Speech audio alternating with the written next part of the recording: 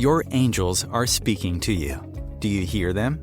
Welcome to The Calling of Light with author and empathic spiritual tarot reader Anne-Marie Odell. The Calling of Light offers direct, empathic insight and relatable spiritual topics, interviews with special spiritual guests, and straight talk call-in readings. Kick back and enjoy free-form spirit tea with Anne-Marie, the way you like it best when you want to simplify. Here is your host, Anne-Marie Odell. Amy Zerner is a renowned collage artist and fashion designer and has been selling her unique spiritual arts, one-of-a-kind jackets, coats, and caftans exclusively through Bergdorf Goodman for 20 years.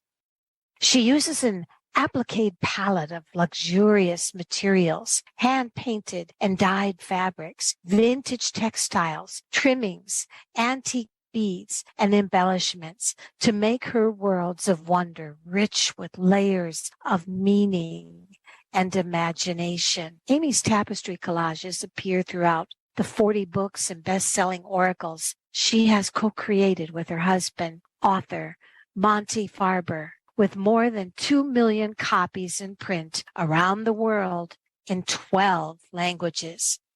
She designs jewelry, detailed amulets with symbolism, and her unique healing vision and artistic insights into ancient wisdom add an inspiring dimension and mythological magic to all of her creations.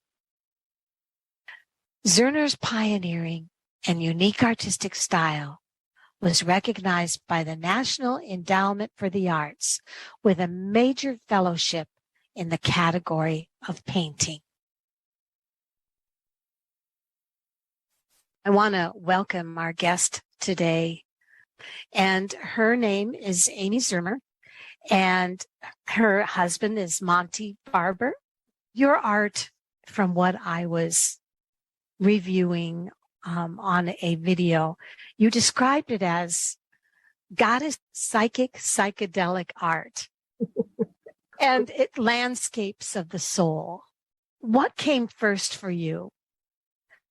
When you were a girl, younger than the girl you are now, what you start out with? Was it fabric, tarot? What did you start out as? Because you're a phenomenal artist and you're so versatile. Thank you so much. I've always been pretty much the same. And luckily, I came from a family of artists. My mother was an artist. My sister was an artist. My grandfather was an artist. So I was always very encouraged. But I feel like when I look at my childhood drawings, that luckily a relative saved some of them. They were the same with stars and moons and princesses.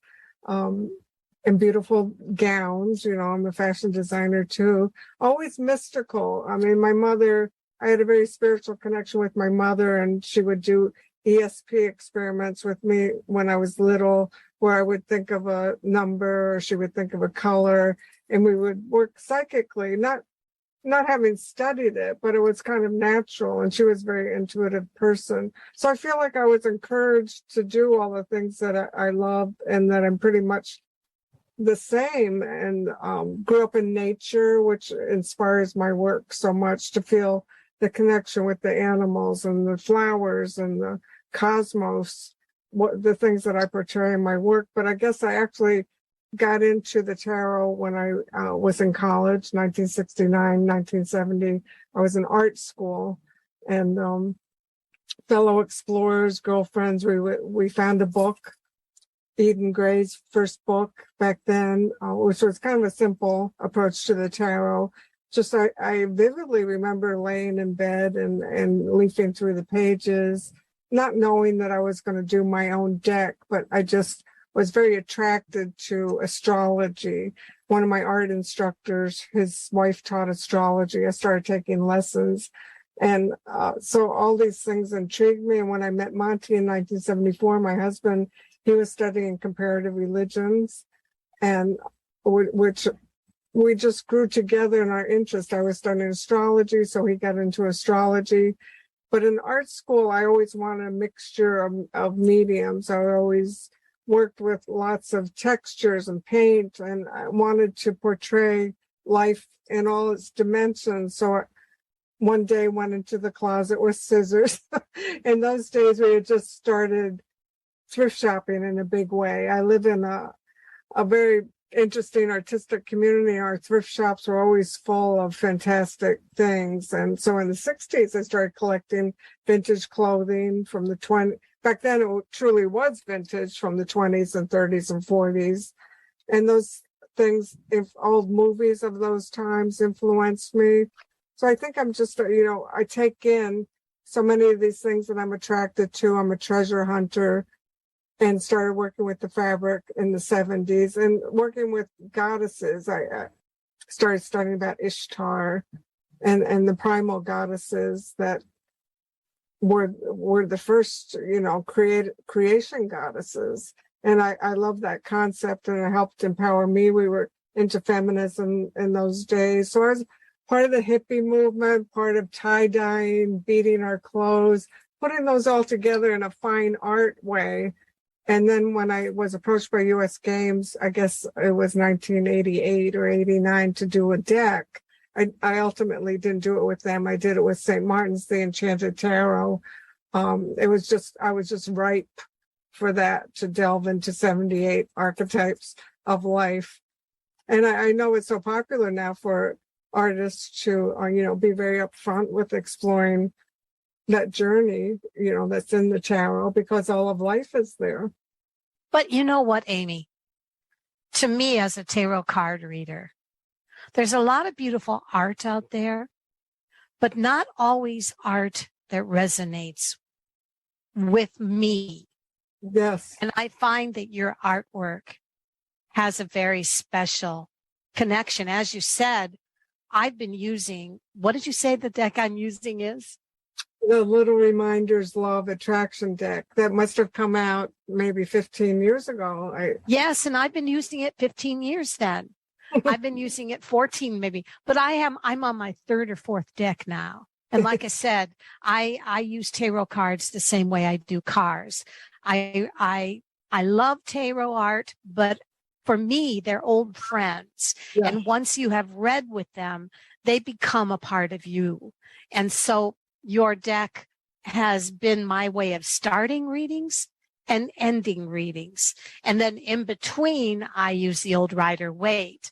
But I find that it's extremely resonating with me, my energy, and your artwork has, and it just has good, solid, almost like the Rider deck, psychologically clicks. Your art clicks.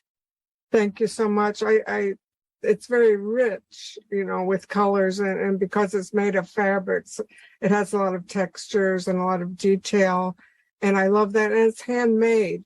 I mean, personally, I don't like digital art because maybe many times it doesn't have the heart in it. I do feel that magic comes through the hands and the handiwork and the love. It's like making a wonderful dinner to feed your soul. And it heals me as I make it. So hopefully it has that healing art. But I think as a reader, you want to have that richness that speaks to you in the imagery. And I appreciate you saying that. Thank you so much. And my husband, we collaborate on the oracles that we design, and he writes the words and I do the artwork. But we collaborate maybe a little differently because I always do the art first and then he writes about it. So we both kind of like writing a song for some people. Some people start with the melody, other people start with the words. Music, yeah. Yeah, and I was going to say I began reading in 1970. Mm-hmm. So that's when I discovered tarot in a French gift shop in 1970. So we've been on the journey the same amount of time. You look very yes, young. we have been. We have been. And you were the kind of girl I was always jealous, sick of in college. What happens when you are in a creative passion? What happens is it at 3:00 in the morning? Is it just hits you like a crazy woman in the shower? What happens? Well, I think it's like being an athlete, although I'm not athletic at all, but I'm very disciplined with my work. I have a studio. I walk into my studio. It's a sacred space.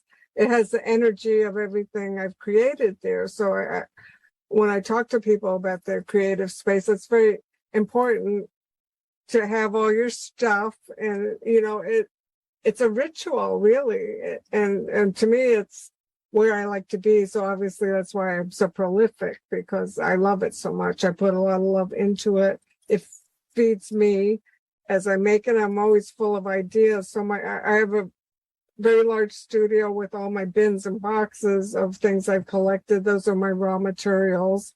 I kind of surround myself with intuitively picking, what I need for this particular piece. For the tarot, I actually laid out pieces in suits.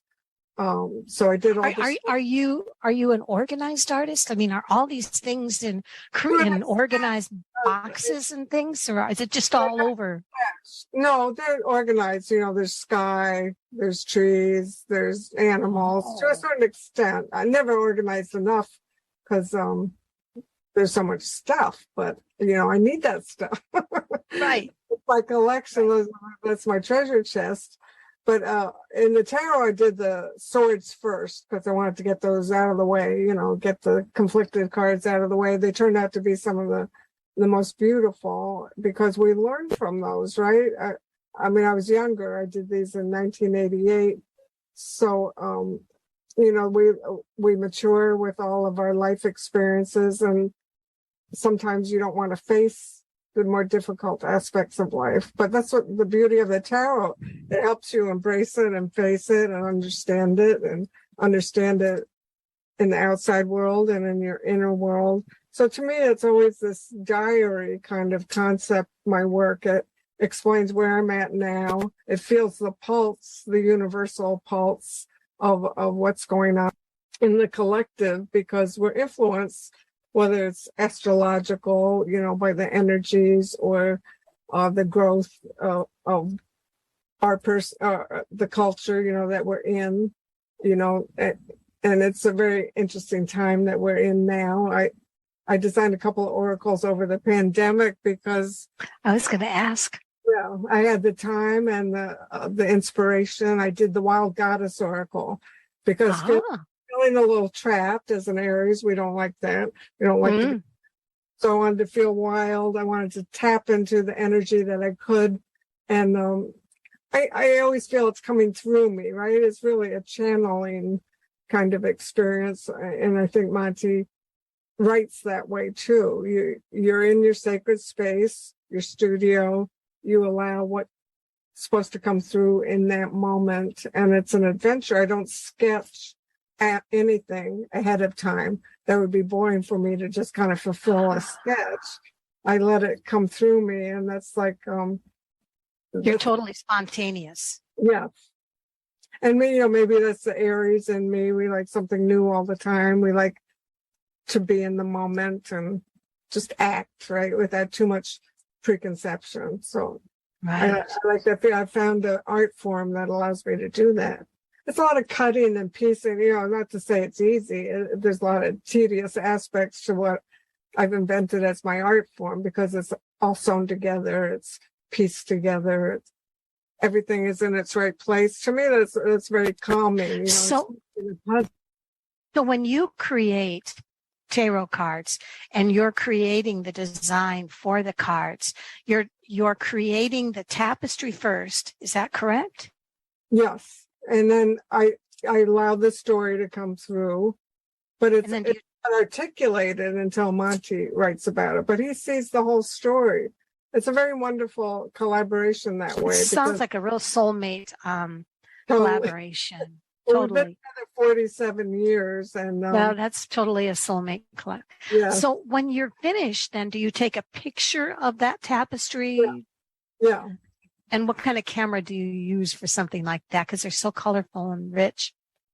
Monty's the Aquarian gear master. So, I also do fashion. So he's learned to photograph my models and wearing my clothes. He photographs all my artwork. It's evolved over the years, as we've learned, but we do everything ourselves. We're our own agent. We're our own lawyer. We're our own art director.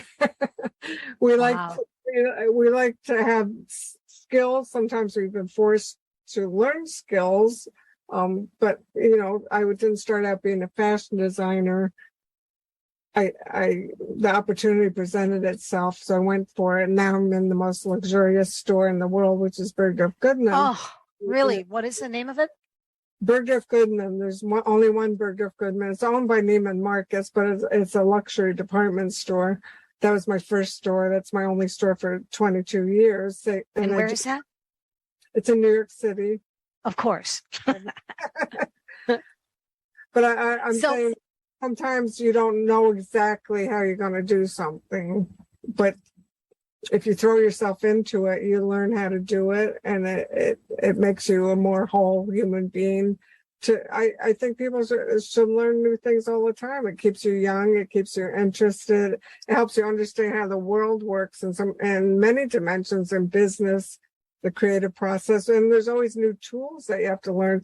But I brought this up because you talked about cameras. There's always Monty shopping for a new camera today. So, it evolves. It didn't used to be digital. We used to have to take film to the store, right, to get developed. That's how long I've been doing it.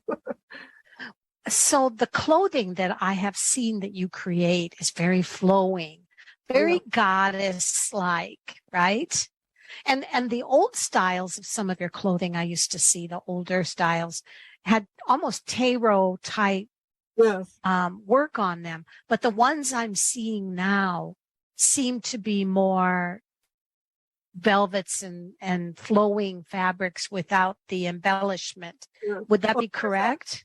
Yes, you're very observant. So in the beginning, I designed a few pieces for myself to wear to my shows, or I started showing my wall pieces in galleries and my original pieces, but it was always so hard to describe what I did. It's mixed media, fabric, collage, tapestry.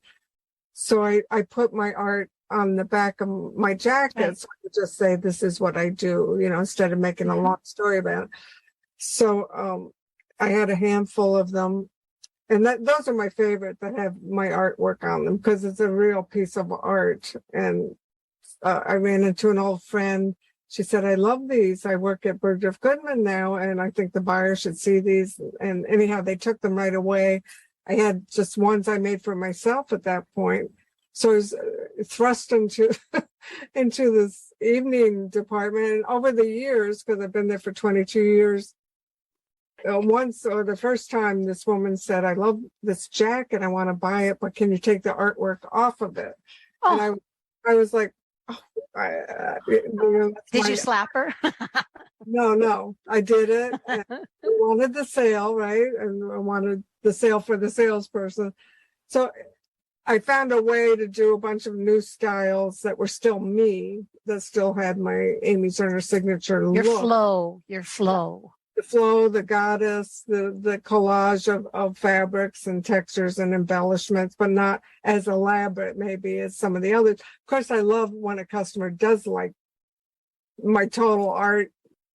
And we'll be right back with part 2 with Spirit Tea with Amy Zerner, a tarot time travel through lace and collage. Conscious media for conscious minds. OMTimes. Ascending Hearts is no ordinary dating site, but a spiritual dating site with a purpose, to link you with your soulmate. We engineer the serendipity so you can trust that you will attune with someone that has the same matching vibration as you. Ascending Hearts, the conscious dating site for the spiritually aware. Try Ascending Hearts for free. ascendinghearts.com. Hi, my name is Anne-Marie Odell, and thank you for inviting me in for Tarot and Coffee. I offer 37 plus years of accurate, honest tarot channeling. Spirit comes through me as a feeling, an inner knowing. I call the angel frequency. As you say your first name, I close my eyes and shuffle my well-worn card as I go into a deep calm. By phone, Skype, or Zoom, contact me at thecallingoflight.com. This is Kathy Beal, host of Celestial Compass, featuring astrology you can use. Celestial Compass points you to what's going on in the sky and what you can do with it down here on Earth. We also explore fun, effective, and cosmic tools for navigating this adventure we call life. Join me the first and third Monday of the month at 5 p.m. Eastern Time for Celestial Compass. It's enlightening, entertaining, and empowering. You came across someone struggling with hunger. How would you recognize them? Would you notice an 8-year-old girl who's not excited for summer break because she may not be having lunch again until September? Or a war veteran who's having a hard time landing a job and getting back on his feet? I am the 1 in 8 Americans who struggle with hunger. I am hunger in America. Hunger can be hard to recognize. Learn why at IamHungerInAmerica.org. Brought to you by Feeding America and the Ad Council. And we're back with the Calling of Light on OMTimes Radio, Part 2. I want to mention I've been using Amy Zerner and Monty Farber's deck, Little Reminders, Law of Attraction cards, for years. My well-worn deck has taken on the patina of lots of seasoned tarot readers when they really get attached and love a certain deck. Worn edges and faded, beautiful images of Amy's are just filled with really cool energy. I also want to tell you their new deck is the Intuition Oracle, published by Sterling, and it just came out. And the deck that's coming out in October is the Art of Affirmations by Red Feather. All right, let's get back to that interview. It seems to me that you and I come from an embellishment era.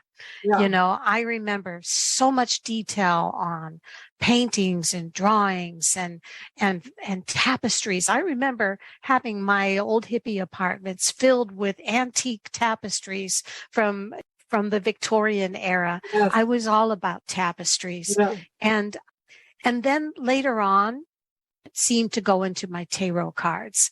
That part of that era went into my cards. And do you feel that we are at, I always notice some styles on CNN and things like that. Sometimes women are wearing, there'll be months where I see no jewelry on the people that are talking. And then other times they're back to earrings or they're back to pendants. I've noticed earrings are back in right now, long dangly earrings that some of the talking heads are using. And that always makes me aware. I always say with tarot, being a reader, I know the styles or what's going to happen just by the questions and the inflow of the kind of people. Getting back to the logic of this, these new styles that you have that have less embellishment but more flow, is this what is trend right now or not? I've always created for myself things that I like to wear, and then I've been lucky, that other people like them as well. So, and I always find that what I really desire or want to wear or find or hunt for, I'm a little ahead of the time. Mm-hmm. But then why are you making so many things not embellished? Does that mean that right now? I do both.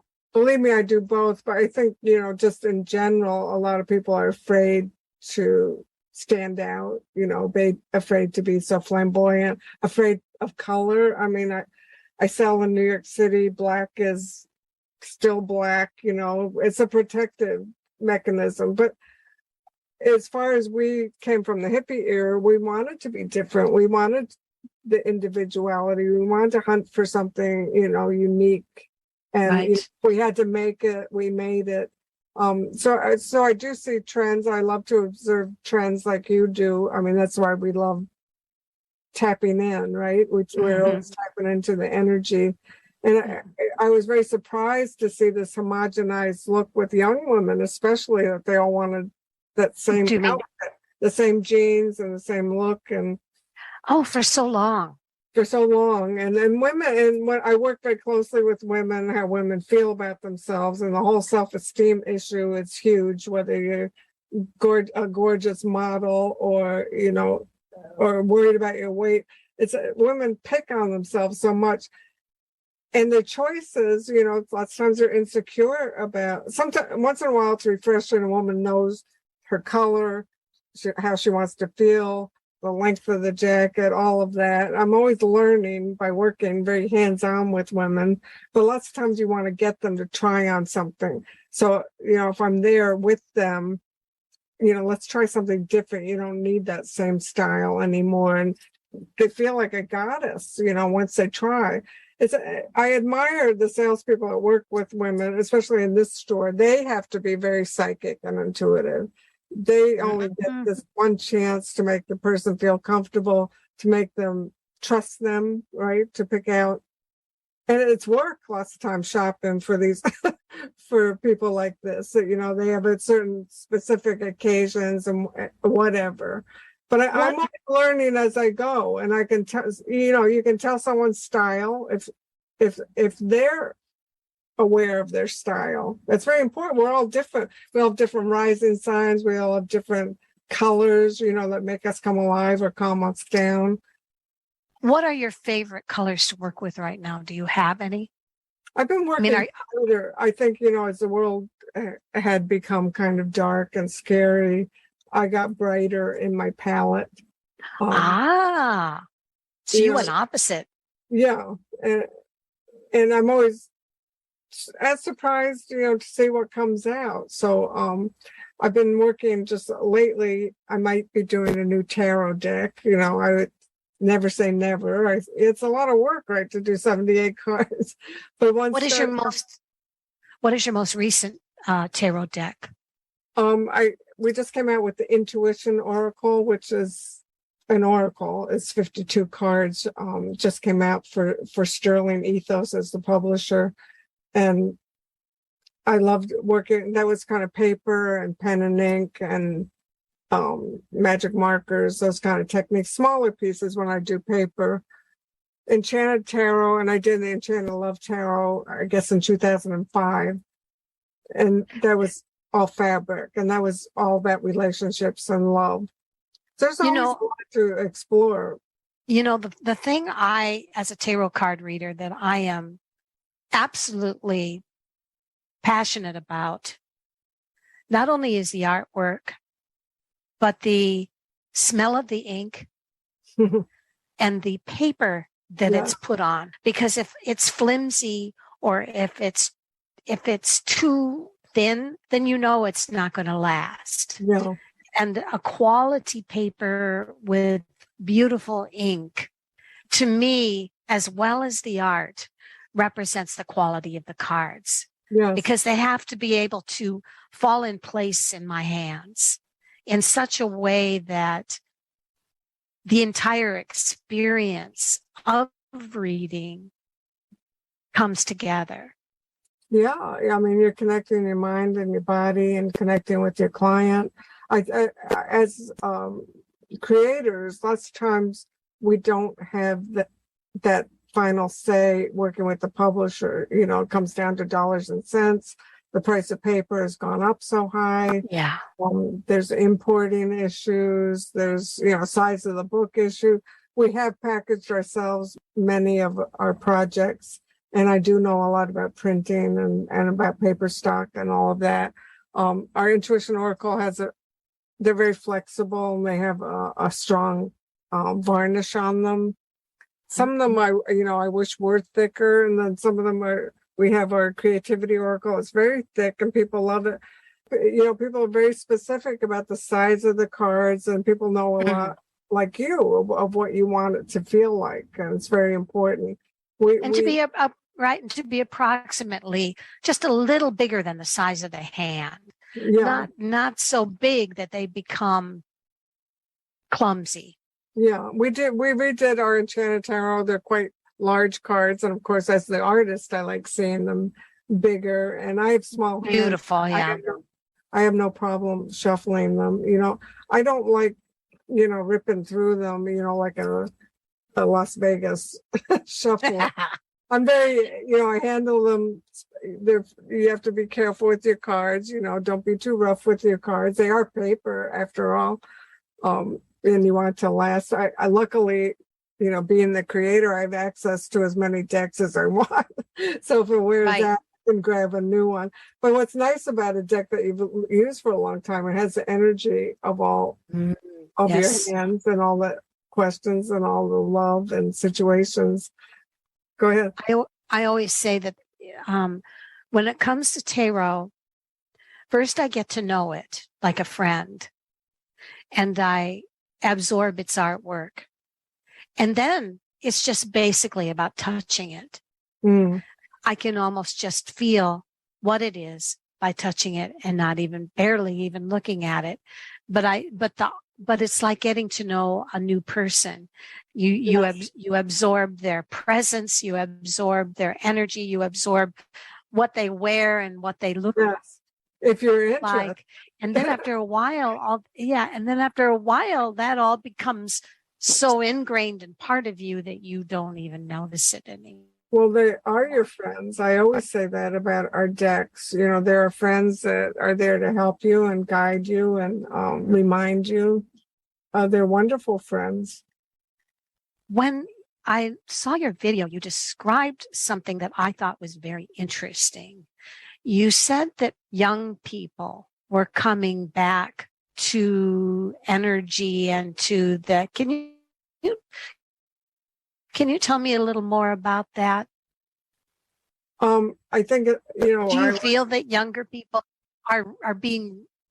Yes, they're very attracted, just like we were when we were young. So we were 18 or 19 or younger, and finding our first decks and exploring and learning. And of course, all these things are lifelong studies. You're always adding to your repertoire. You're always, what the Empress might have meant, 25 years ago might have more meaning now in different ways because of your life experience. So what I see now is like tarot is so popular. Astrology is so popular. Astrology is popular in the way that people want to learn how to read a chart. Whereas for many years, they just had a superficial maybe approach to astrology, or it was weird or woo-woo. Now it's like people you meet know their chart and they know their rising sign, and they've been to psychics and they've been to readers, and it's acceptable and wonderful. And so many new books. I do think there's always ways to add to our modern experience, because when I started studying these things, they were kind of archaic books, not that big a selection, what they would describe about women's roles or men's roles. It's old fashioned now. And many of the things are from the 30s, and they were written in an old fashioned way. Even though there's wonderful information, they weren't as friendly to read, maybe not as accessible. So that's always been our mission, Monty's and my mission, to make things very accessible and still go deep, with the information. So it's sort of like the pill and the applesauce, where you make them beautiful and accessible and fun to use. You're still getting the medicine. Is there a specific face that you gravitate towards when you see a goddess, or when you see the kind of figure you want to place in your cards or your artwork? I'm looking at it now, and there seems to be a specific style. And it does seem almost rather 1930-ish. Yeah. The face, the classic high cheekbone, I think very waif-like. Yeah, I was always attracted to the Victorian era, Right. Oh, yeah. Deco, Art Nouveau. Unfortunately, there's not the diversity, that we're conscious of now. They're not the representation. So I add that. And being a collage artist, I search and search. I have files and files of ephemera and ads from those periods, and things that are perfume ads. There's so many such great imagery. The Art Deco. I mean, those are the things that get me excited. But I use them in new ways and put them in new landscapes. I cut the head off one person, put a new head. I mean, that's the beauty of collage. You really can create your own universe and change the sky and change the trees and change the season. It's a very transformative process. But I was never conscious exactly of the type of woman. Although I being a little voluptuous myself, I'm more attracted to full figure. I design for full figures, and this is the normal woman, right? She's gone in and out of Vogue also. Right. Well, right now curves are very much a part of our culture. I'm so surprised when I go to Victoria's Secret or things like that, and I see that where it used to be bone thin reed women, now they have actually round women. Mannequins. Which is fine. I like that. Yeah. Well, and I'll go to Walmart. In my town, we don't have a lot of beautiful stores like you have in the countryside. But when I'm in Gothic Iowa Walmart, the towns that I'm in has an equal amount. I'm the minority. There's Somalia, Asian, Latino. And so the stores supply their chains with styles that will meet the different cultures. And so I understand what you're saying. I saw something in one of your videos where you said you love going to different mediums from different cultures and incorporating them in your art. Well, I learned so much. I feel I'm interested in past lifetimes and our DNA and our ancestors. I like to feel like we're this combination of so much that has been put and made us who we are. And I feel like connecting there are universal points where all the philosophies meet, right? And I like to find that point to take from this and take from that. It's not appropriating, but it's things that touch me, that are meaningful to me. So I want to honor that. I can't say I'm an anthropologist or an archaeologist to that extent, but as a visual artist, I see the inspiration. I want to combine them, put them all in a blender, because I think it's a way of honoring and connecting instead of separating. Is there a specific fabric that you find always gives you the most satisfactory results? I love laces because over the years I've collected so many people know what I do and give me special laces from their grandmothers or special laces that were in their family. I mean, this is before TV, before lights even existed. By candlelight, people tatted and made their own lace, and it's another symbol of connecting the threads and the patterns that they make. So I love using lace borders. I used a lot of lace in the Enchanted Tarot as a border. I like borders. I don't understand in the tarot or people are always cutting borders off. To me, it's it's like a frame. It locks it in and makes a window, a portal. I like the symbol of borders. So you're time traveling through lace. Yes. And we'll be back with part 3 on the calling of light on OMTimes Radio. The Real Conscious Connection. OMTimes Radio. IOM FM.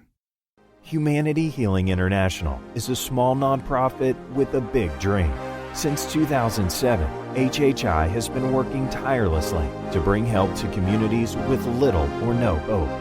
Our projects are not broad mandates, nor are they overnight solutions, but they bring the reassurance that no one is alone and that someone cares. To learn more, please visit humanityhealing.org. Humanity Healing is where your heart is. Grab a cup of tea or a glass of wine and tune in for inspired conversations with publisher Linda Joy on Tuesdays at 2 p.m. Eastern. Linda creates sacred space for leading female luminaries, empowering authors, heart-centered female entrepreneurs, coaches, and healers. A soulful venue where guests openly share the fears and obstacles they've overcome, wisdom and lessons learned, and the personal journey that led them to the transformational work they do in the world. Inspired conversations to empower you on your path to authentic, soulful living. If I could be you, and you could be me, for just 1 hour. If you could find a way to get inside each other's mind. Walk a mile in my shoes. Walk a mile in my shoes. Walk a mile in my shoes. We've all felt left out. And for some, that feeling lasts more than a moment. We can change that. Learn how at belongingbeginswithus.org. Brought to you by the Ad Council. Walk a mile in my shoes.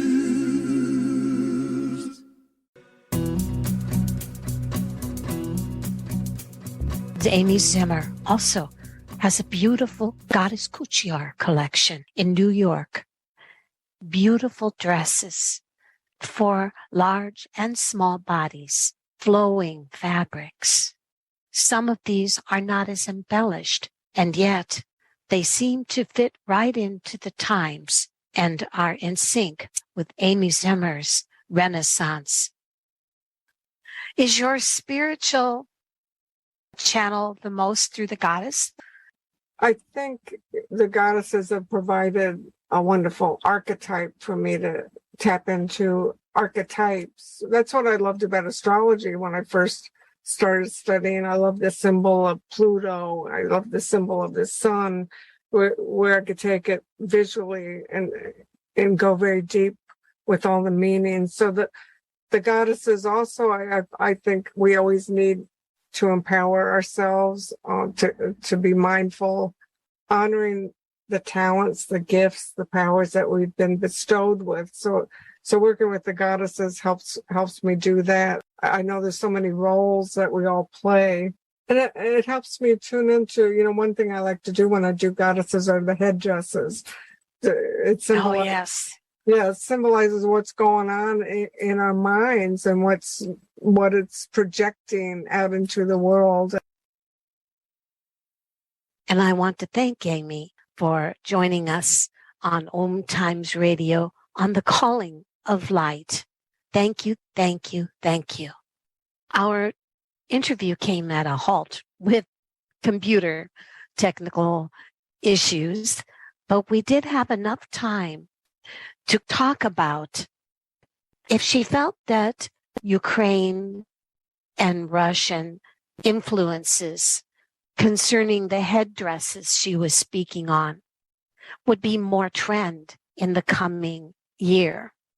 And she seemed to agree that, yes, the beautiful floral headdresses of ribbons and beadwork and flowers, the peasant embroidery, all are so much a part of what she has always done.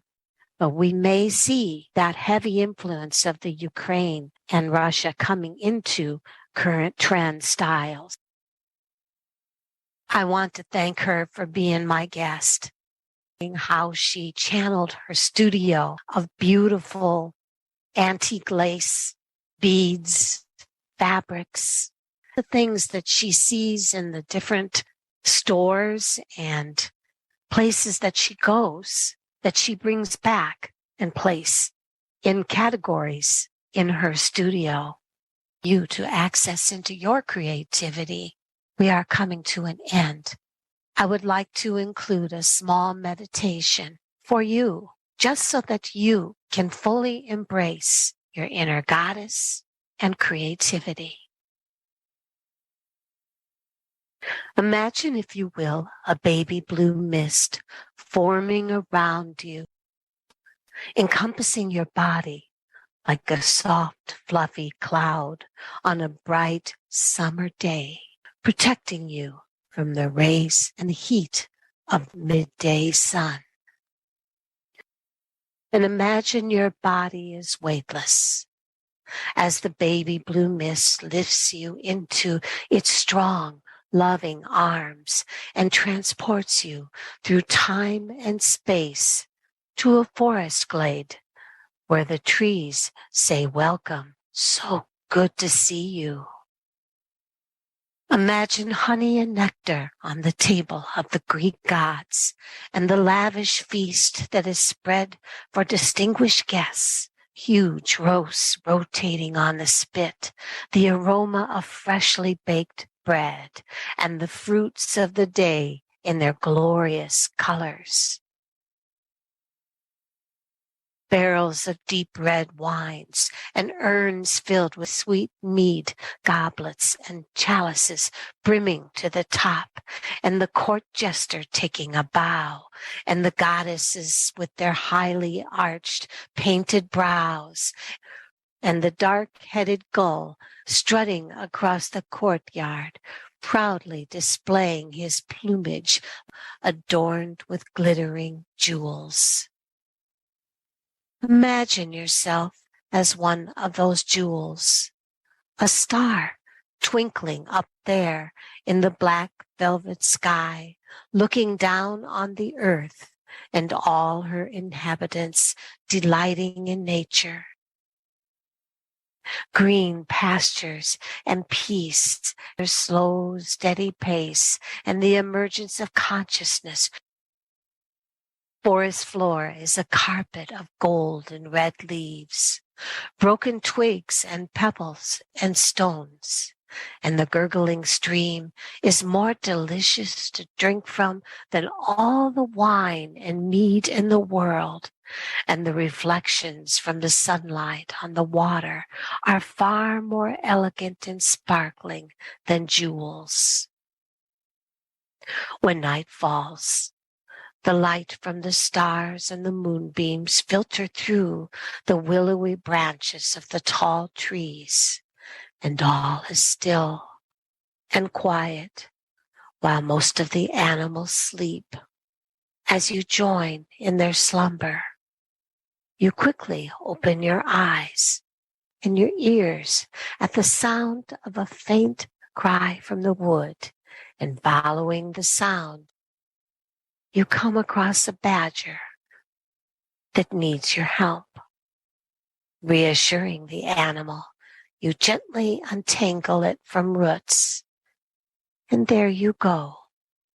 Now you also are free to explore, free to enjoy your adventures with creativity. Imagine yourself as an artist standing in front of a large blank canvas. Here in the forest, it is daylight, and there is much to admire. The colors on your palette are derived of natural sources, ground stones and branches, crushed leaves, and the petals of wildflowers give you all that you need in order to start your painting. You can paint with thistles and twigs, and sometimes the animals offer you a little of their fur so that you make a good brush. Your water is fresh from the stream, and you are ready to paint, to sculpt, to write. You have all that you need in order to create a masterpiece. You can source your ideas from your wonderful, creative, subconscious mind and your journeys through the life and experiencing life from differing aspects. So you start your painting with a mark. Any mark will do. The rest follows naturally, intuitively. And you know that if ever you are short of ideas, all you need to do, all you want to do, is imagine yourself as whatever you will. Journeyed a little today, tomorrow. You can do this in your own special time and way. And each day holds another tomorrow. I would like you to prepare to come back to the here and now, knowing that your imagination continues to play for you. You are resting here in this place, aware of your physical body, aware of the gentle beating of your heart, and the energy beginning to surge through your body, ready to bring you to full alertness, refreshing you with so many creative ideas available to you. And as I count, feel your physical body returning to complete normality, as though you have returned from a holiday and are ready and raring to go. 1, 2, 3, 4. Ready. Time traveling through lace. Yes. On OMTimes Radio.